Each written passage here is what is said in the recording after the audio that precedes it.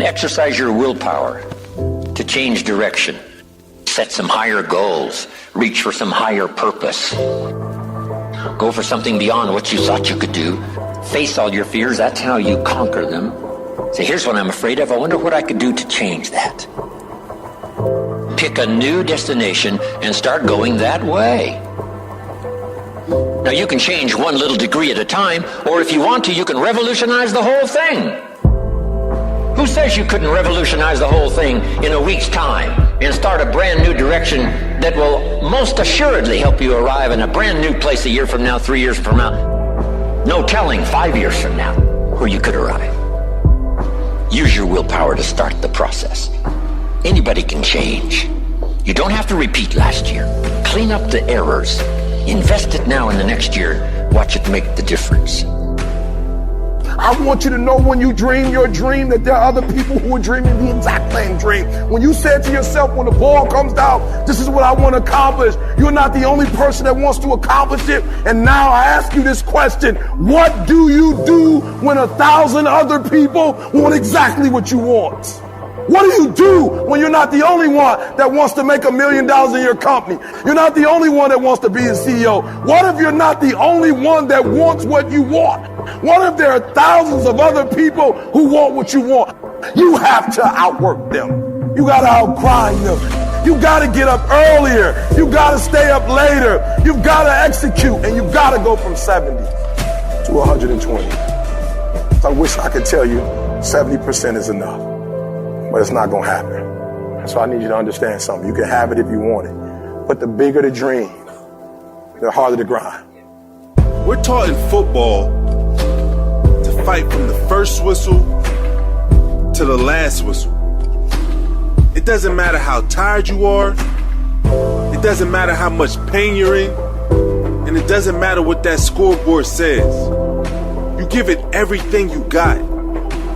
And I know I've been through a lot in my life. Things that most people would give up going through. But as long as I have breath in my lungs, I'm going to fight for the life I deserve. And for the life that my family deserves. And I challenge you, whatever you're going through, it doesn't matter what you're going through, to leave it all out on the field. To fight for 4 quarters. Because as long as there's time left on that clock, you're still in the game. So never give up.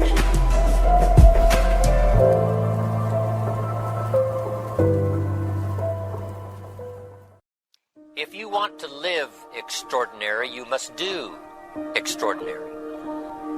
But you must demand it. If you wish it, you must demand it of yourself.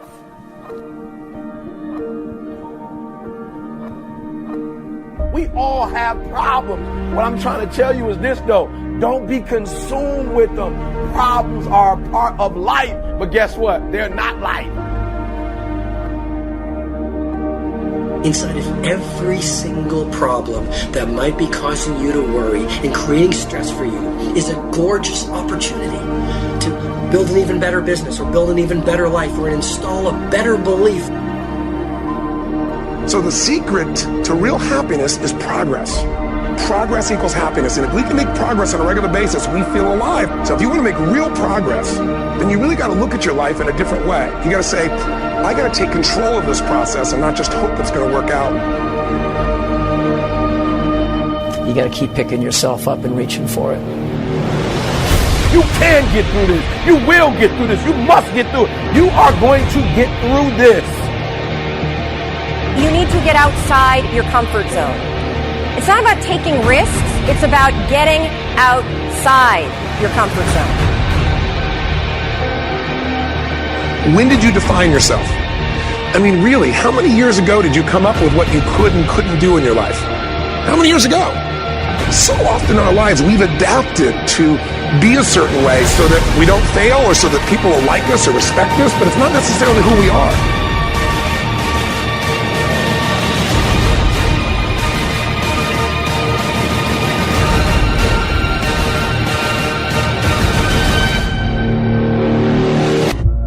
It doesn't matter how you get knocked down in life, because that's going to happen.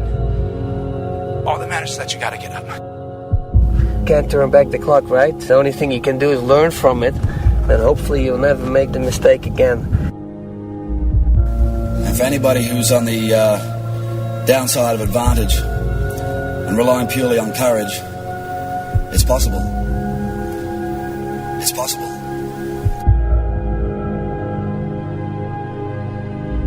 Think of the 3 biggest discouragers in your life. They're not your biggest discouragers. You are.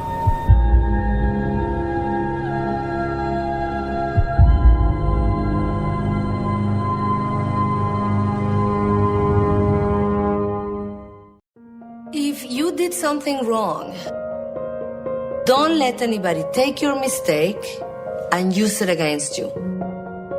Even if it's a mistake, it belongs to you. It's yours. Own it. Yes, I did it. Throw it back in their face and don't let them take your mistake. Your mistake, it's a valuable tool for growth and for life. Don't be afraid to make mistakes. It's better than to do nothing and learn nothing and not evolve.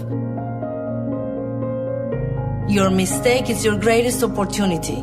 And if somebody's making fun of you because you made a mistake, don't go down because of it. If you say, so what, to their face, if you say, yes, so what, they are powerless. They are powerless. Yes, I messed up. Tomorrow it will be another day. Next year will be another year. It is my mistake, not yours. You have your own.